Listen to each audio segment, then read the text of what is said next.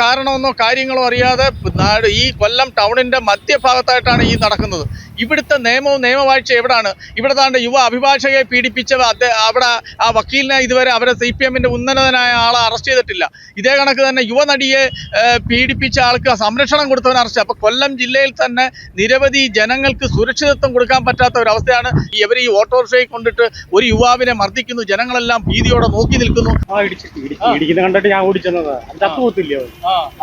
ഇവിടെ മലയാളി തന്നെ അത് അവർ ഒരുമിച്ച് വന്നതാണ്. എല്ലാരും കൂടെ ചേർന്ന് അയാളെ കൂടെ വന്നേ. ഒരുപാട് മർദ്ദന പറ്റും.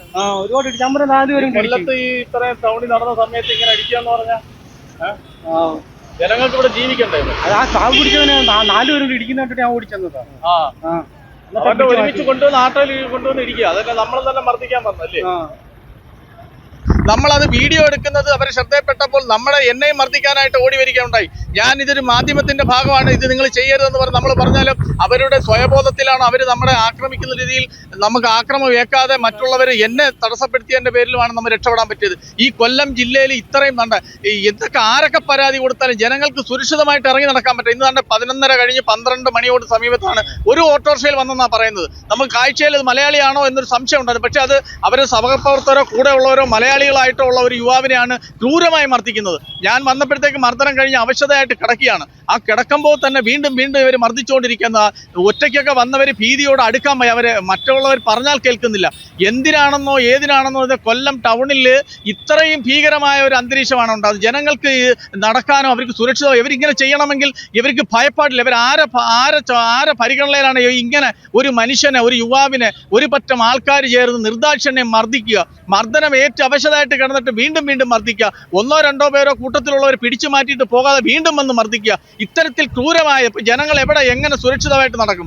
ഞാൻ അല്പം ദൂരത്ത് മറ്റൊരു വാർത്തയുടെ കാര്യമായിട്ട് പോകുന്ന വഴിക്കാണ് ഇങ്ങനെ കാണുന്നത്. അവർ എന്നെയും നമ്മളെ ഉപദ്രവിക്കുകയാണ്. ഏത് ജനങ്ങൾ അവരിപ്പോൾ വീഡിയോ എടുക്കാൻ പാടില്ല, മൊബൈലിൽ ആരും ഓണാക്കുന്നില്ല. അവർക്ക് ആര് വീഡിയോ എടുത്താലും അവരെ മർദ്ദിക്കുകയാണ്. ഞാൻ അതിൻ്റെ കുറച്ച് ഭാഗങ്ങൾ എൻ്റെ ആ ക്യാമറയിൽ ഒപ്പിയെടുക്കാൻ പറ്റി. അതാണ് നിങ്ങൾ കാണുന്നത്.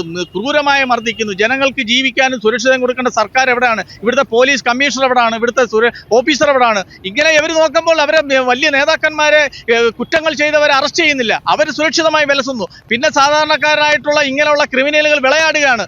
ഞങ്ങൾ അവരെ പിടിച്ചാലും ചോദിക്കും, നിങ്ങൾ മുതിർന്ന അവർ കുറ്റം ചെയ്തവരെ പിടിക്കുന്നില്ലെന്നു. ഇത്തരമാണ് ഇവർക്ക് ഇങ്ങനെയുള്ള പ്രചോദനം ഉണ്ടാകുന്നതാണ് എനിക്ക് മനസ്സിലാക്കാൻ പറ്റുന്നത്. ഈ കൊല്ലത്തെന്നല്ല, ഈ കേരളത്തിലെ ജനങ്ങൾക്ക് സുരക്ഷിത കൊടുക്കേണ്ട സർക്കാർ എന്താണ് നോക്കുക? ഇതിനകത്ത് വന്ന ഓട്ടോറിക്ഷകളും അവർ എല്ലാവരെയും നമുക്ക് കാണാൻ പറ്റും. അത് എത്രയും പെട്ടെന്ന് ഈ കുറ്റക്കാരായവരെ പിടിച്ചാൽ അവർ അകത്ത് ചെല്ലുന്നതിന് മുമ്പ് പുറത്തു വരുന്ന കാഴ്ചയാണ് കാണുന്നത്. അതുകൊണ്ടാണ് ഇത്തരം അക്രമങ്ങളും ഇത്തരം പ്രശ്നങ്ങളും ഇത്തരം ജനങ്ങൾക്കെതിരെയുള്ള ഇത്തരം ആക്രമങ്ങൾ ഉണ്ടാകുന്നത്. ഇത്തരം ഒരു യുവാവിനെ മർദ്ദിച്ച് അവശനാക്കാൻ പറ്റുന്ന വളരെ നീചമായ കാര്യമാണ്.